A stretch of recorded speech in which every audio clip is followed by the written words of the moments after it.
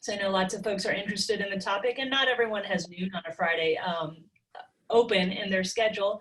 But just a couple of couple pieces of information before I introduce our speakers.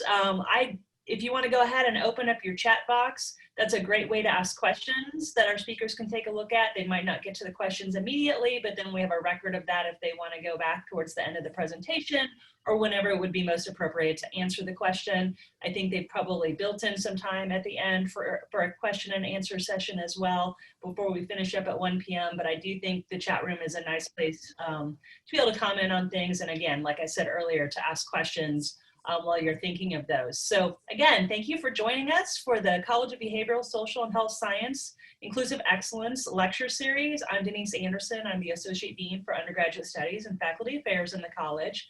And with us today, I'd like you to help me enjoy welcoming our speakers, Dr. Ann Wetsel, who is Professor and Director of Academic Programs in the School of Nursing. She's joined by Tajh Boyd, former Clemson Tigers and NFL quarterback and current head of sales for Lakeside Lodge, and Ellen Kennedy, RN, sexual assault nurse examiner with Prisma, as they discuss mental health among college students, mental health in general with regard to disparities and public policy, all issues of relevance in the 2020 election. So with that said, I'll turn it over to our speakers. Thank you so very much, Denise. On behalf of our special guests, Mr. Tajh Boyd, Ms. Ellen Kennedy, and myself, we are so grateful for this opportunity to share our stories and information with you about collegiate mental health.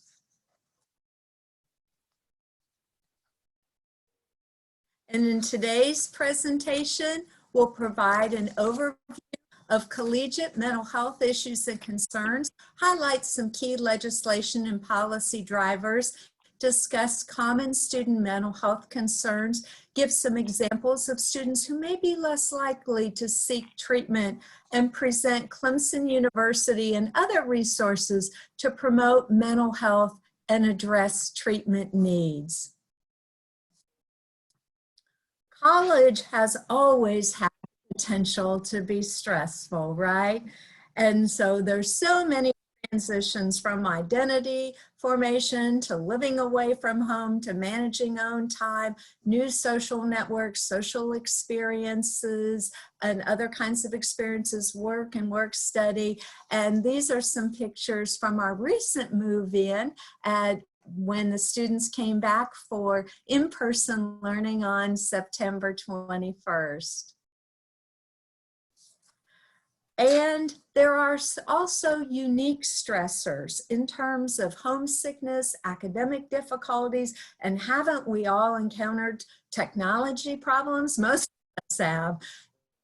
Into the ongoing relationship issues, maybe living conditions, major life decisions, money or lack of money, racism, racial injustice, and healthcare disparities. And that is at the forefront of our conversations and our actions. And the Steve Fund and the JED survey found that only 28% of students of color found their campus or described their campus as inclusive. 28%, many opportunities there. And folks feel very isolated with smartphones, with technology and texting, and that's really been going on for about 10 years now. Since 2010, students feel less comfortable in talking directly face-to-face with each other, whether it's in person or using technology. They report feeling increased feelings of loneliness and isolation. They also talk about a heightened pressure to succeed. And we know about helicopter parents who are hovering over the students, their academic experience, and us in terms of ready to take over every time. And then there are the lawnmower parents that are mowing down and have mowed down any challenges that their student has faced in the past. So students are really experiencing a variety of things for the first time. And it is now my pleasure to introduce Clemson Tigers starting quarterback from 2011 to 2013, Mr. Tajh Boyd, quarterback in the 2014 Orange Bowl when Clemson beat Ohio State University. And after his Clemson career, he played in the NFL. And as Denise had shared, he is head of sales at the Lakeside Lodge team, and he's given back in so many ways. He mentors 12 quarterbacks, and he presented at the 2018 Community Health Summit sponsored by Prisma Health, formerly Greenville Health System. And thank you, Mr. Boyd, for sharing your time with us today and sharing your journey. Oh, for sure. And I'll try to keep it brief. I tend to get a little long-winded, learn that from Coach Sweeney firsthand. And, we'll try to see what we can roll off here and try to tie everything together. I think, my journey and my experience is mine to share, but hopefully there's some signs and some signals that people can recognize along the way that may help throughout the course of their walk as well. But, I think, first and foremost, the daily interaction, the daily occurrences that we have with one another, so many times we often look at it at the face of it like a flower that's bloomed, not realizing that there could be some things that's happening at the root of it. And so as I'm going through my own walk, my own enlightenment, my own self-discovery, I'm starting to have to peel back to the layers and go back to the start of how I got into this position of, long-standing anxiety, long-standing depression. Where does it stem from so that I can continue to build on that and help along the way too? But yeah, I grew up in Hampton Roads, Virginia Beach, Norfolk. Dad was in the Navy, grew up right there in the water. I still can't swim. And so it's kind of one of those things that, at some point, hopefully we figure out as well. But, at a very early age, there was a lot of expectations. Was never the best player on any team that I played for, but was willing to put in the work, be consistent, and understand the mastery of what it was I was trying to accomplish. And I had a dad and some coaches along the way that made sure that I was in this direction going forward. A lot of friends of mine were in unfortunate circumstances. I think my junior year, we had, 4 or 5 classmates get murdered. We had many more get arrested for long-standing periods. And, I was fortunate that I had some people that were guiding me in this direction. What I didn't understand at that time, when you got these people that are tying so much into your life, at some point you almost feel indebted to them, And so their expectations become yours, and it becomes this whole deal. And that's kind of what I want to get into with some of the students, right? Non-athletes as well. I was talking to a young female freshman who decided that she wanted to opt out after the semester. And she was experiencing a lot of different depressions. And a lot of it was this burden that she was bearing because her parents had told her that this was the route that she was going to take. And what it became was more of this competitive natured battle between family, right? The parents had siblings whose kids all went on to go to college and do great things. And I often tell people that college, the experience itself is worthwhile, but it may not be for everybody, right? And so what we do is create this and carry this unwarranted expectation. And we're living out somebody else's dreams as opposed to ours. And we feel like this gravitational pull that we don't necessarily want to go in. And for a lot of us, it's trying to figure out what that next step looks like, what that journey looks like. And it's going to be an ongoing discovery, and you're going to go into new occurrences in life. You're going to experience new things, and you'll start to feel your way along it. But during this period and during this time, it's very unusual, right? It's the first time that you're away from your parents. You're in a brand new setting. And the toughest thing to deal with is time management, task management. I came here to go to school to do X, Y, Z, but you also have to make sure that you're taking care and checking all the other boxes too. It's the social, it's the mental, it's the physical, it's the relational, it's the spiritual. And if we start to fill up all of these other boxes and miss those, we create an imbalance in our own lives.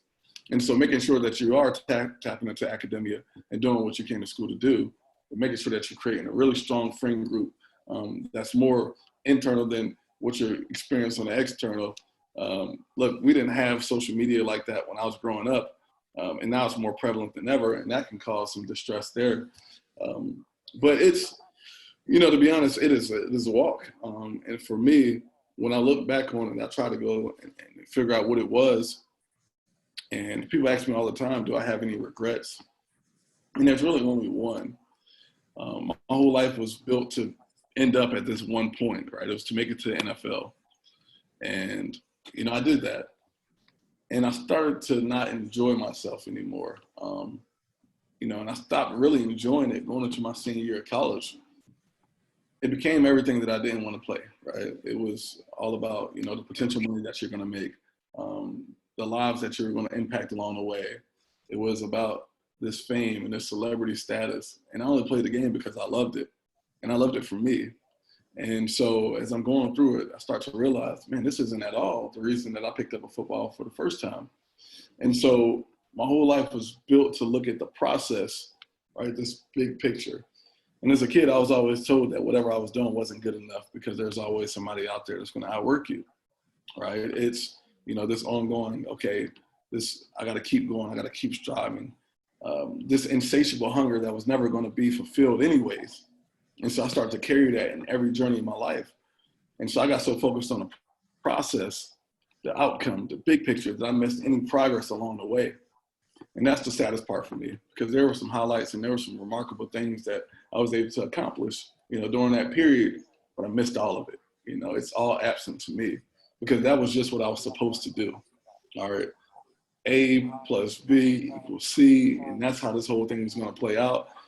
And, you know, if I had to say one thing to a lot of the students, a lot of the athletes, a lot of adults in life, man, you got to figure out a way to capitalize and kind of take heed to those small victories that you're going to endure throughout the course of the journey.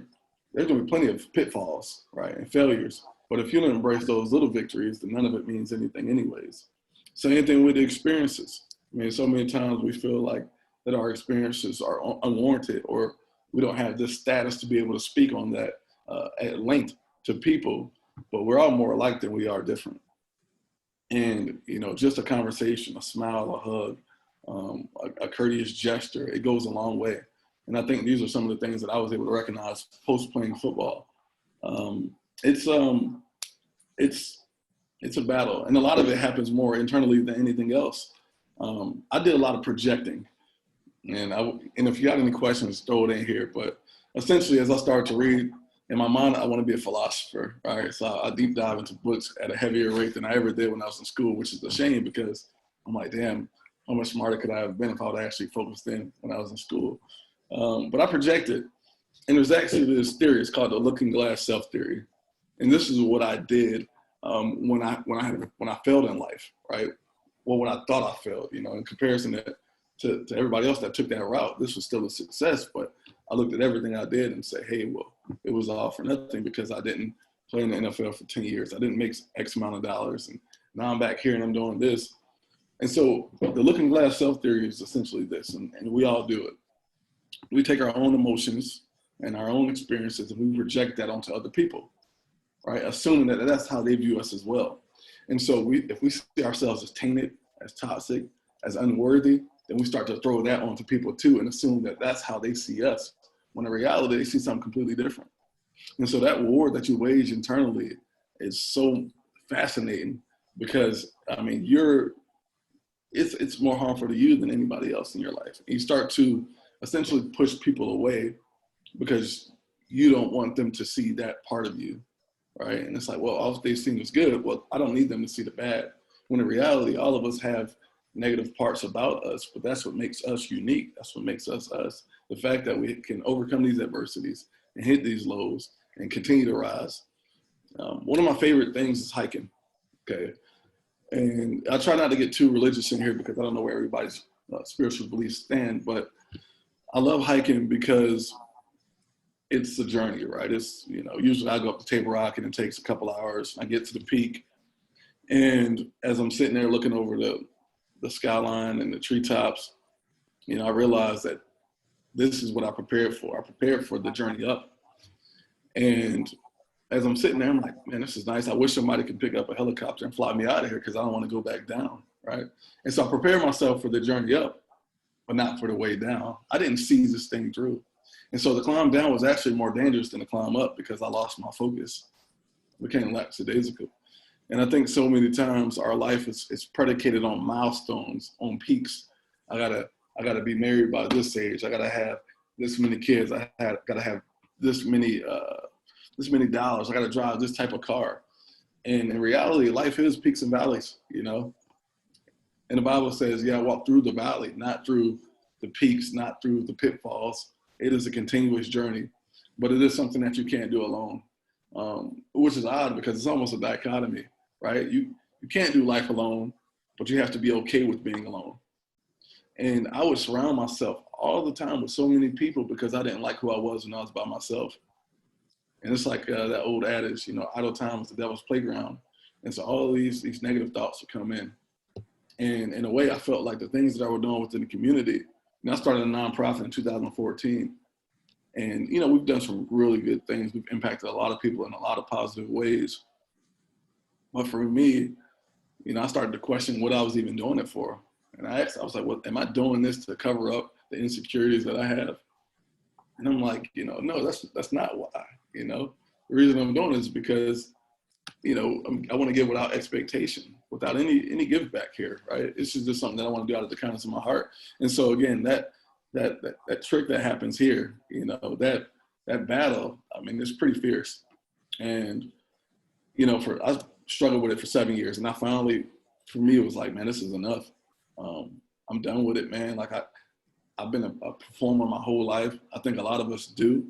You know, when you play sports, they always tell you, not even that, it was in school, depending on how you were raised, you know, they say, suck it up, right? Don't let them see your weaknesses. And shit, man, you do that your whole life. And next thing you know, you start to realize that you've covered everything else up about you that made you you. And you become hollow, you become empty. And so I think vulnerability is strength, right? And not this complete masculinity where you got to be this warrior and everything else. You can still do those things and be that, but yet be open and be sharing because you realize that it's not about you. If the experiences that you've had were only for you, then they were for nothing, right? You can't take those with you. And so why would you not give it back and share that? And I think that's what's been so special about this. I posted something on Instagram. I posted something on LinkedIn. And the amount of conversations that I've been able to have, you know, outside of the football realm has been magnificent. And for so long, I felt like I was trapped in this glass enclosure. You know, I've done some great things throughout, you know, my football career, but, you know, living here in the upstate area, you know, I feel like I relive that every day. And it's kind of a dichotomy there too, right? Because I was able to intersect in people's lives that I never met before and create an experience for them that brought joy to their life. And that's what you would want, right? That's impact. At the same time, though, these are things that I've done in my past, and I want to be here focused in the current present. And so I felt like I was reliving the same days over and over. It's like Groundhogs Day. And I'm talking to an older gentleman, and, you know, he was like, Tajh, you got a lot of pain in your heart, you know. And met one guy who focuses on things that he did in the early 90s. I was living in the future. I was so focused on the outcome that I missed the present. And he was like, you know, Tajh, you know what the furthest distance to travel is? I was like, he's like, it's not from here to the Arctic Circle to Saudi Arabia. It's like, it's 12 inches. It's from your head to your heart. He's like, you can know it, but can you live it? And for me, that was strong, man. It's important. And it's something that I'm going to continue to carry with me as well. But, you know, again, mental health is a real deal.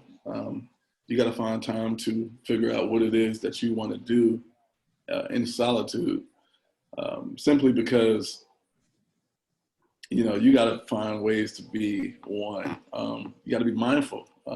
There's a bunch of reads. Look, there's a lot of great things that I've read over the years. Thich Nhat Hanh, who's a monk, he got a book called How to Sit, focusing on breathing and being and all of that. There's another one. I'm trying to stay on topic here, but I'm gonna tell you one thing. All right. There's a book, Old Man in the Sea, my favorite book of all time, Ernest Hemingway, right? And I'll finish with this because I love talking about it. If you read it, anybody read the book? If you haven't, look, we'll figure something out. We'll do like a book chat or book club or something like that.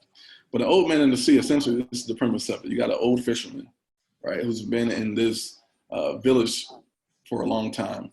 And at one point, he was really good at what he did. He was the best angler out there. But over the years, his talent started to fade. At least that's what he thought, and that's what everybody else on the outside thought.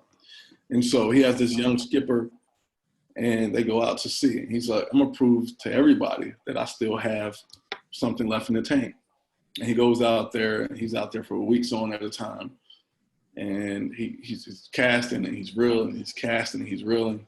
And eventually, he catches the fish, right? He doesn't just catch a fish, he catches the biggest fish, the biggest sailfish that the village has ever seen. And he goes into, I don't know, a full day's battle with it, finally catches it, sailfish gives up. The boat is so damn small, though, that he has to put the fish on the side of the boat. And so he just says, hey, it's time to go back to shore. I can't wait for everybody to see what I got. And he didn't take into account that there was going to be things in that water that wanted to eat what he had. And so he's fending off sharks and other predators and all of these things trying to get this fish back to shore. And slowly but surely, the fish started to deteriorating on the side of that boat.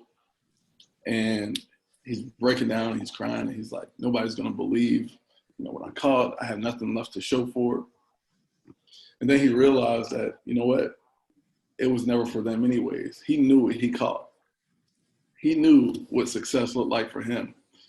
And these forms of validation that we create and these projections that we create for what we think people need to see from us, it's not true. We just have to find that success within us and understand that that's where we find happiness and joy at, knowing that we've done the absolute best that we can in any category possible. And so it's not going to be easy. It's always going to be worth it. But this is going to be a grind. And there's people out here that are going through the same battles, going through the same struggles, going through the same pitfalls as you, but you got to find them. You got to find your tribe, People call them foxhole buddies. I got a couple guys that I can call on, and I'm looking to add more to that group because I think that we can do some amazing things. Like everybody gives it's called Generation Z, the young kids. What do they call it? I think they call it Z's. Everybody gives the Z's hell, right? I think there's hope though, all right? Gen Z, there we go. Appreciate you, Ariel. There's hope yet. But, as long as we're open and sharing it and authentic with it, I mean, that's what it's for. You don't got to be an influencer. You ain't got to be a celebrity. Just speak your truth, live it, share it, and I promise you everything's going to come back full circle. You'll live a full and happy life. But I'll tell you, I got one more thing. When I was in school, and there's been different variations of this, but there was this balance board. So when I do some talks or some keynotes, I actually have one in a physical copy where you can write on it, erase it, it's dry erase board, but this is the balance board. All right, let me see how to do this. Can you see it? Yes, thank you. All right, so it's a 4 quadrants: so spiritual, physical, relational, mental, or brain, right? So before I go to sleep every night, instead of watching TV or Netflix or Lovecraft or Handmaid's Tale or something like that, I'll read, right? Because I want to refresh, I want to get back to balance. The spiritual, for me, I was walking it, I strayed, I'm lost, but I'm still gonna be found, all right? And that's kind of where we're at with that, right? So we're working through that right there. Working out, running, walking, hiking, meditating, yoga, stretching, whatever it may be. I mean, you feel so much better when you put your body through something to really be able to maximize it. Same thing where we eat too. Look, I love Zaxby's and Chick-fil-A as much as anybody, right? But we're eating for health and not for anything else, right? And so make sure you treat yourself too. And then a relational, man. The tough part is forgiving, right? It's forgiving others, but it's also forgiving yourself. And I was talking to my pastor. And the reason that I struggled over the years is because I knew that I was wrong in a lot of different things that I did. And I told him, I was like, I feel shameful. I feel guilty. He was like, let me stop you there. He's like, you see, like everybody throws shame and guilt together as if they're the same, but they're not. He was like, guilt is good. He was like, guilty, how people have made it makes guilt seem bad. But he's like, at least with guilt, you have a conscience, right? You're not a sociopath. You know that whatever you've done has repercussions and it's affected somebody else. He was like, shame is the one thing that you got to rid yourself of, though. He's like, shame is what keeps you stuck where you're at. And so we got to forgive ourselves and we got to walk in it And we got to be proud of who we are and everything. So thank you. Oh, thank you so much, Mr. Boyd, for sharing your wisdom and for sharing your time, so that we'll, if that's all right, we'll do questions Yeah. at the end of our session. We're so grateful that you're able to stay, and you've given us so much to think about and reflect on. For sure. Look, I'm not really on Facebook too often, but I mean, I'm on Instagram, I'm on Twitter. Anybody that need anything, shoot me a message. And look, I'm here to talk, you know, and we'll get through it together, you know. Thank you. And thank you again for staying until the end. So we have, and I know that attendees will have some questions. Sure. Now, man, I'm gonna stick around a little bit because I'm excited to hear what everybody else has to say too. So. Thank you. And this slide summarizes some of the key legislation and policy drivers. 1990, the Americans with Disabilities Act. Not only does it provide for accessibility for students with ADHD and dyslexia, but also mental health challenges, anxiety and depression. And then the Clery Act was that same year in 1990. And the JED Foundation has provided greater awareness and better campus resources and policies on mental health. And then sadly, Oregon Senator Smith and his wife lost their son, Garrett Lee, to suicide. And so their foundation has provided $82 million in grants to increase awareness about mental health and suicide. And then of course, our lives changed with when Virginia Tech experienced the deadliest school shooting in US history.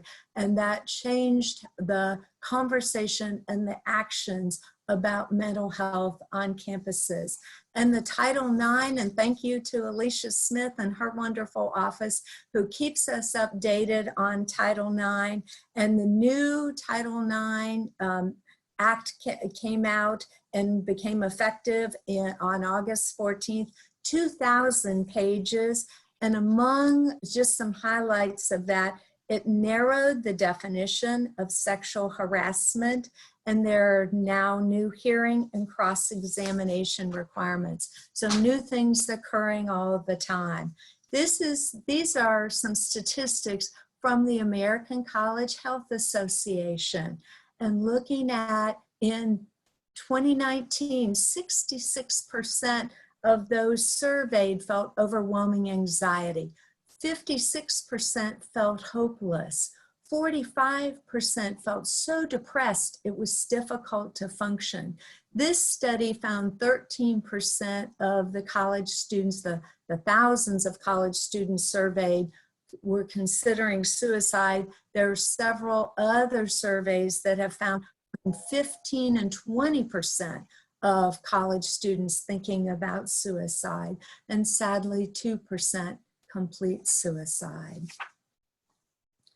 And our impacts, more students are enrolling, just like with asthma and with type 1 or juvenile diabetes, with heart conditions, with irritable bowel syndrome, a variety of health disorders. More students are enrolling with mental health diagnoses, taking medications and treatments. And the most common mental health conditions treated are anxiety, depression, and stress. And in 2020, 38% of CU students who were surveyed reported that stress impacted their academic performance. 38%. Alcohol and other substance use is also another mental health concern. In 2019, 21% of our Clemson students received mental health services. And in 2020, there was COVID-19 and everything increased. Anxiety, depression, stress, substance use. And one of the latest statistics from the CDC, between August 2nd and September 5th, the weekly COVID cases amongst 18 to 22-year-olds increased 55.1%. Another mental health issue that is of significant concern is sexual assault. And I would like to introduce Ms. Ellen Kennedy, who is a sexual assault nurse examiner for adults, and she's nationally board certified. She is the Prisma Health SANE coordinator. 2 years ago, Dr. Lori Stanley had a vision about having a SANE program, and Ellen Kennedy is making that happen. And she's pictured here with part of the SANE team, Cassie Mueller and Dr. Jessica Hobbs. Mr. Greg Hare is not pictured, and Kathy Osika Landreth, Sue Bethel, Sharon Holder, and Veronica Parker are also a part of the team. And so I would like to ask Ms. Kennedy to share with you about sexual assault and her role as a sexual assault nurse examiner.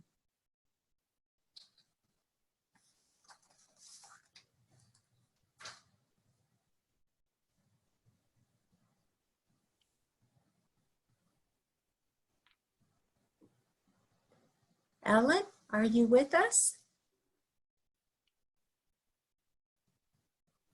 I think only you. Yes, sorry. I was on mute, so I just had to be taken off of that by the host. Oh, thank you. So, Thank you. sorry for the delay on that. A little bit about me. I moved down to South Carolina in 2018 for this job. I am currently the coordinator of Prisma Health Upstate. We cover 6 hospitals. We used to cover 7, but we no longer do that since North Greenville became a COVID-only hospital, meaning there is no ER in North Greenville at this time. The program I run has about 22 nurses in it who serve under me, which means that at any time we have a patient present to any of our Prisma Health Upstate ERs, one of my nurses will be dispatched and go take care of that patient at the ER that they're at.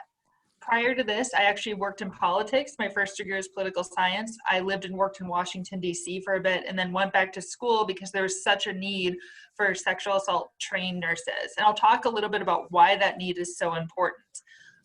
Also, if you have questions as we go or comments, you can put those on the side, and I'll try to address them. I also tend to talk a bit quickly just because I'm used to working in the ER, so I apologize, and I'll try to slow down. Looking at these slides, let's just talk basically in general what sexual violence is. In fact, sexual assault is defined as any unwanted touch or advances. A lot of times we only think of sexual assault as penetration, but in fact, it's much more than that. And the people who are most at risk for this are going to be the college students that go to Clemson every day. And when you look at what sexual violence is, along with Clemson University's anti-harassment and non-discrimination policy, they really go hand in hand, especially when you look at the stalking incidents and sexual coercion.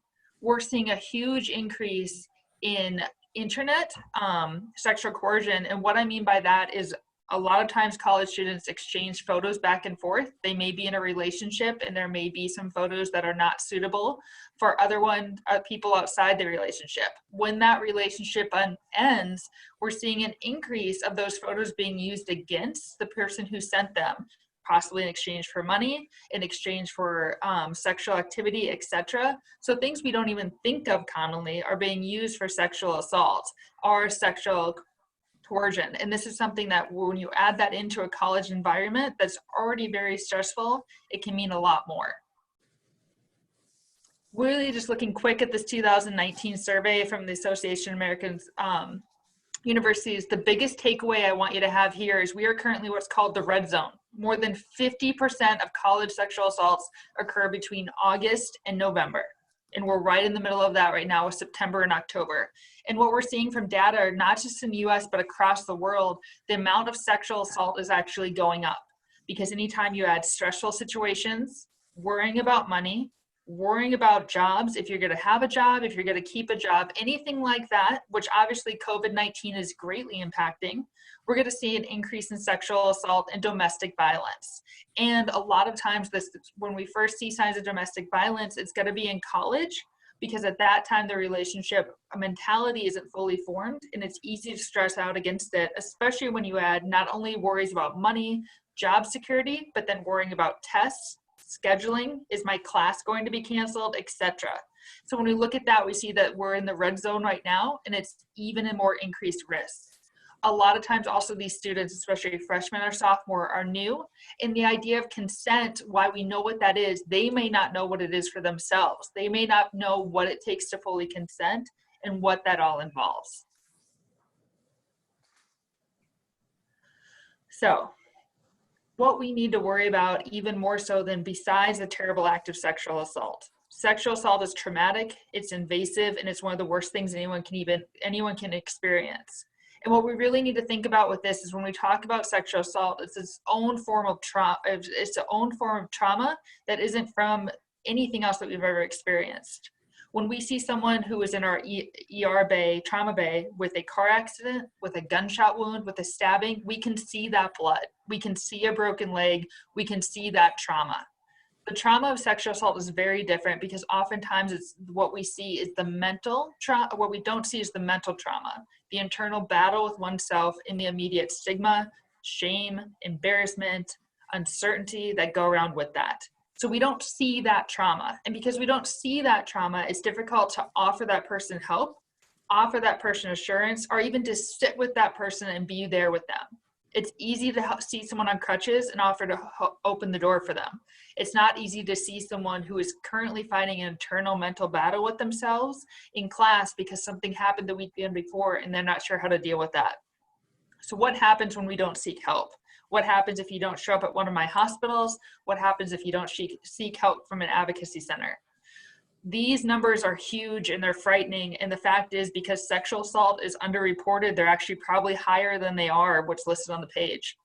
After sexual assault, you are going to be almost 50% more likely to abuse alcohol. And we all know in college, we're already likely to experience that even more.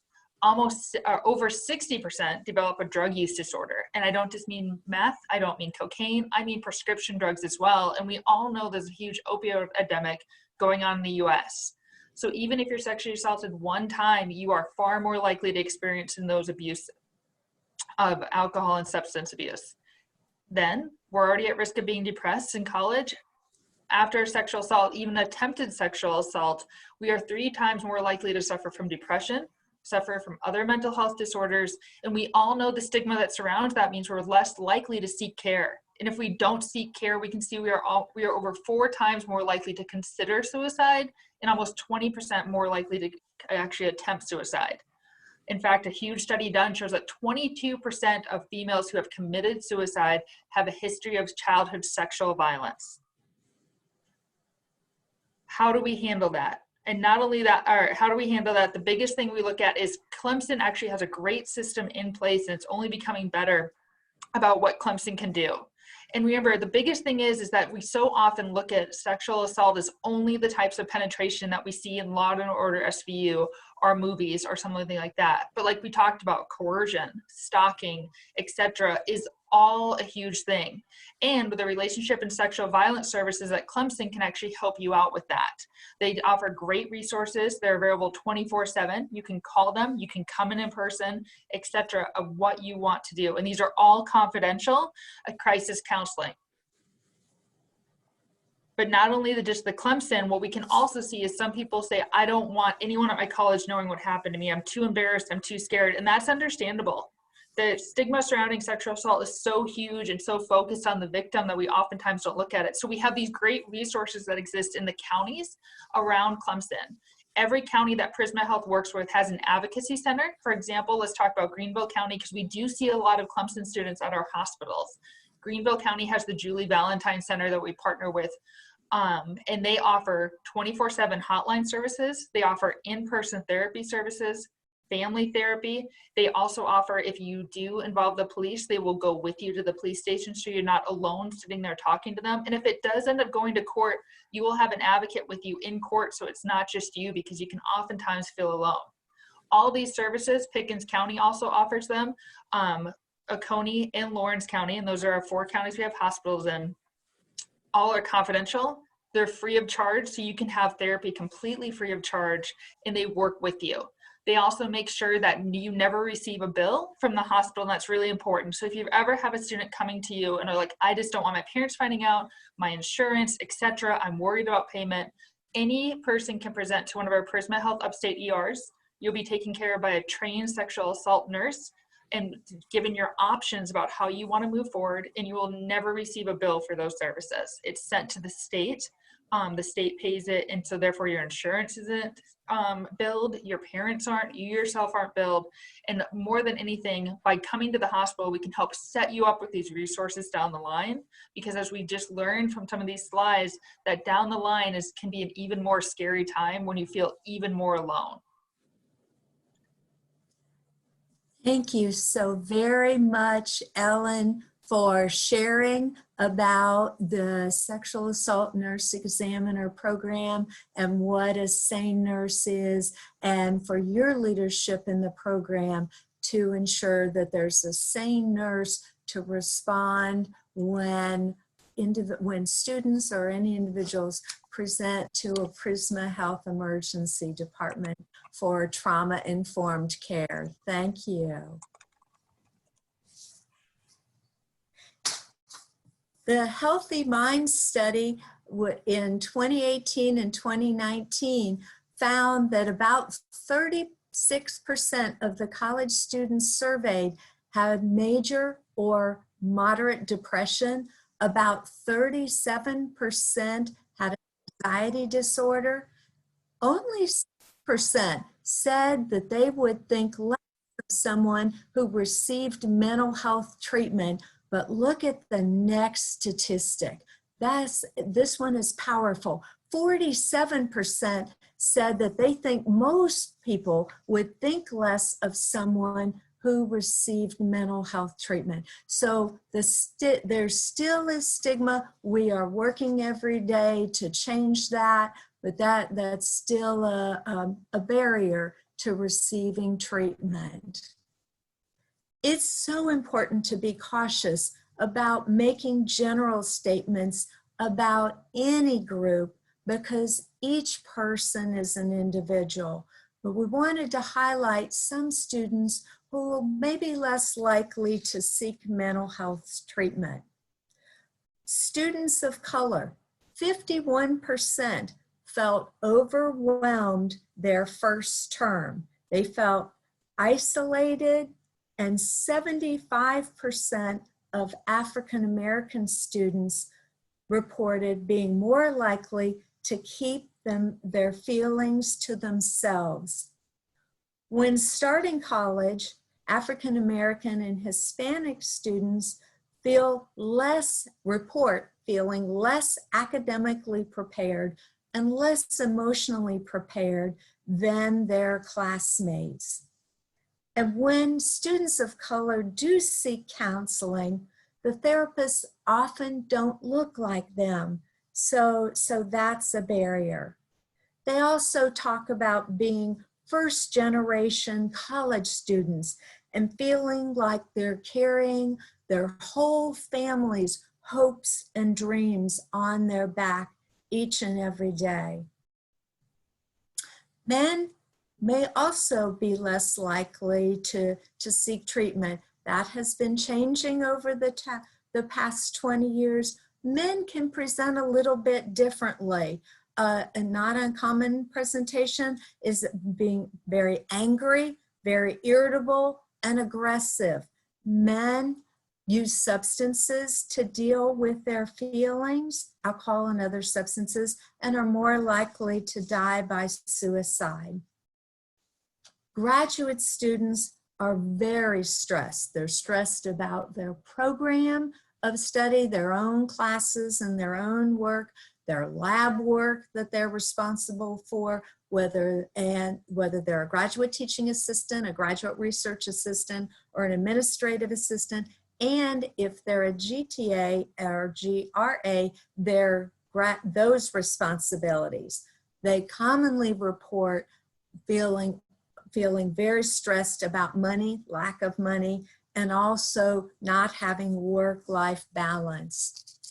And international students also report isolation. They're countries away from their family and friends. Family and friends may not have technology to connect with them.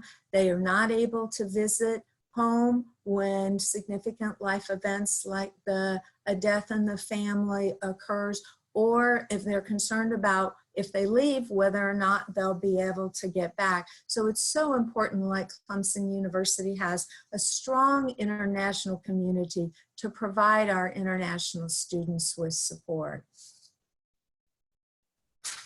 As Clemson University and in our college, we have a unique opportunity to really engage students and connect them with an array of mental health promotion experiences and services. The transition to college, whether it's the faculty that they have in class, supportive staff members, or fellow students.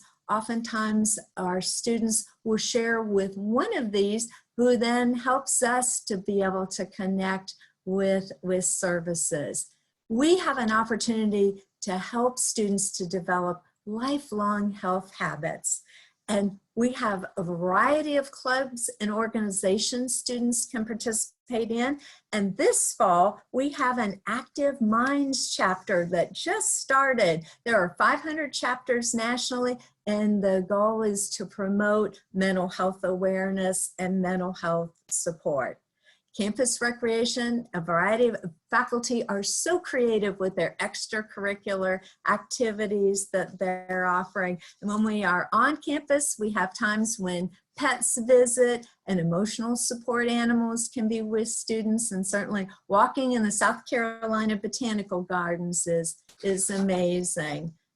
On the Clemson website, there are a variety of COVID-19 and mental health and well-being resources, and some tips that we wanted to share with you. And you see the folks texting, the roommates texting at night.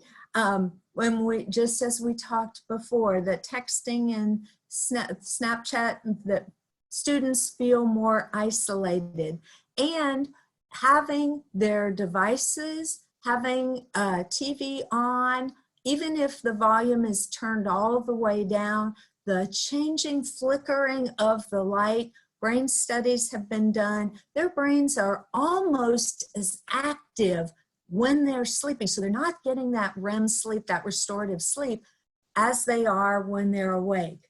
We talked about social media. Students feel less optimistic and less confident, and we encourage them to get reliable sources. A daily routine, it's really easy for days and nights to get turned around, right? In terms of setting that and having a regular wake up time and time for meals during the day, especially with protein, which is the precursor for norepinephrine and serotonin, healthy brain chemicals. Staying connected, and we've talked about that. Exercise is so important. There are apps, there are exercise programs folks can access, so that again increases norepinephrine and serotonin. Taking a walk outside is so important. That exposure to the fresh air, breathing in and hearing nature sounds, the wonderful stress reliever. Caution, because online shopping can be a coping mechanism and folks can have a challenge with that.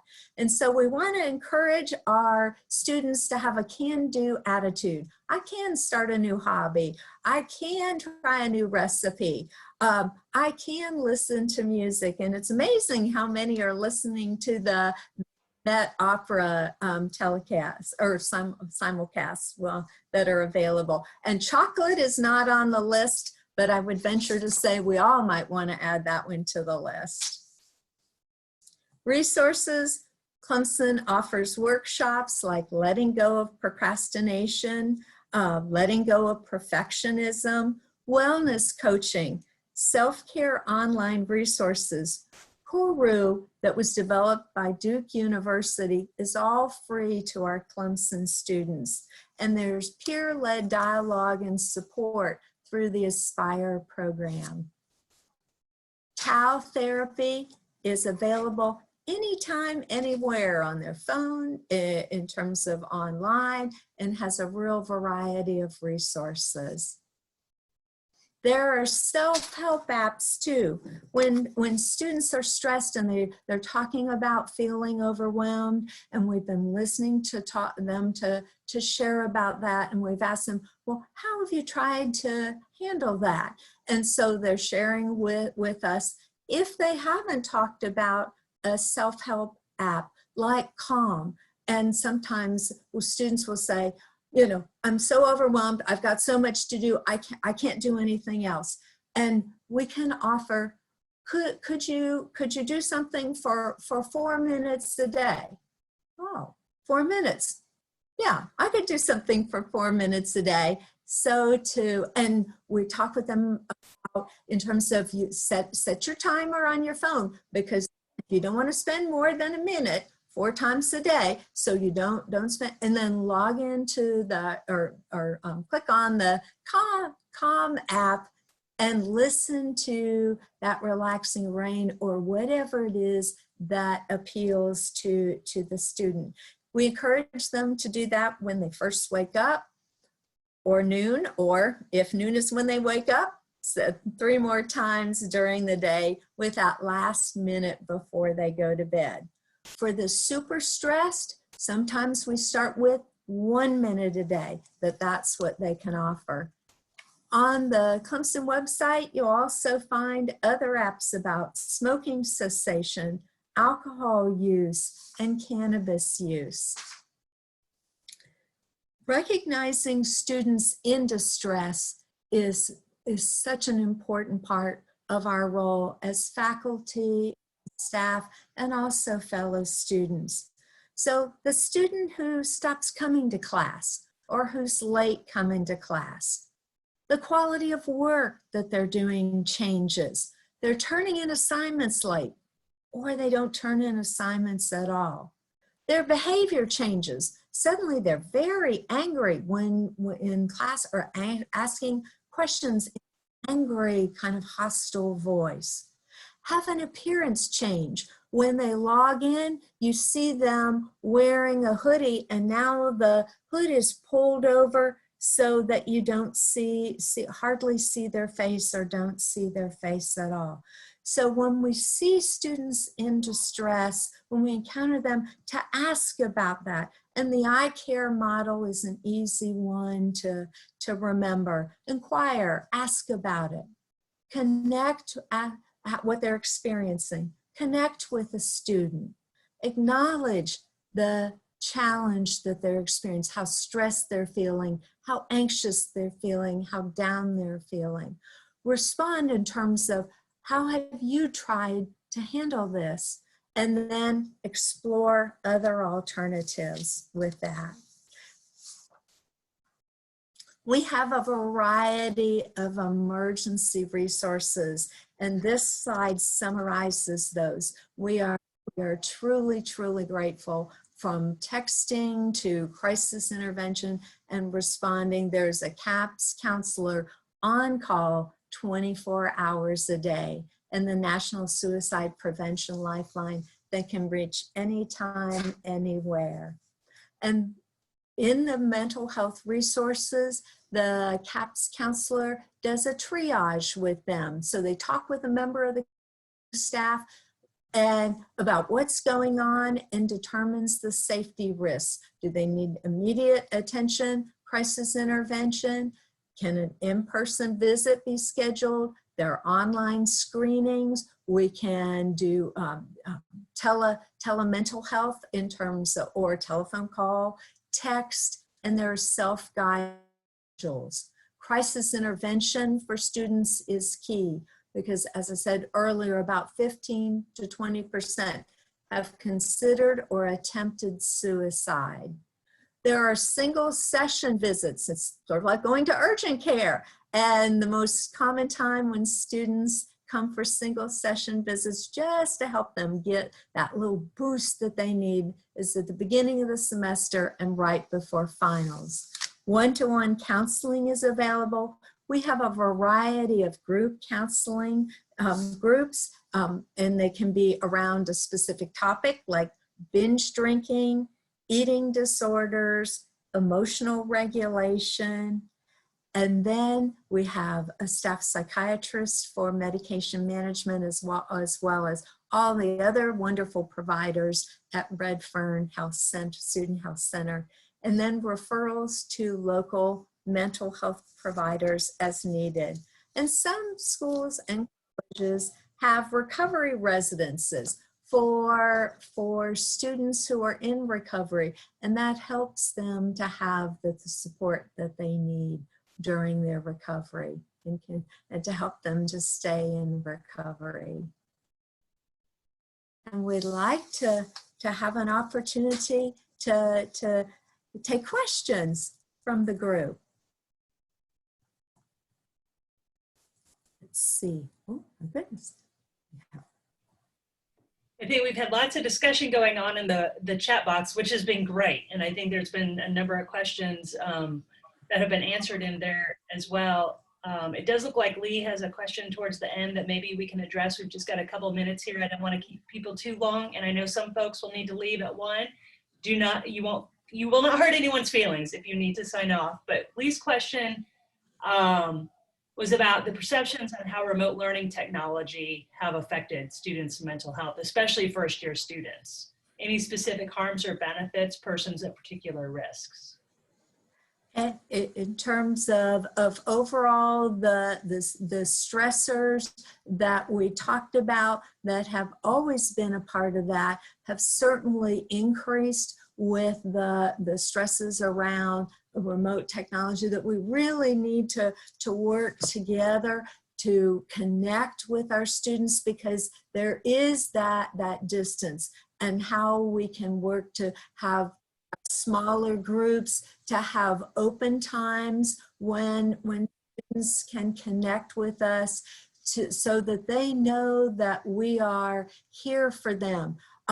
We are also sometimes having groups of students who may be seniors meeting with juniors, or juniors and seniors meeting with freshmen and sophomores in small groups, to be able to talk in a safe environment, because we know that the students will say and ask things about things to their peers that they might not necessarily ask a faculty member or a staff member about. So yes, so we know that all the issues that have been there are intensified.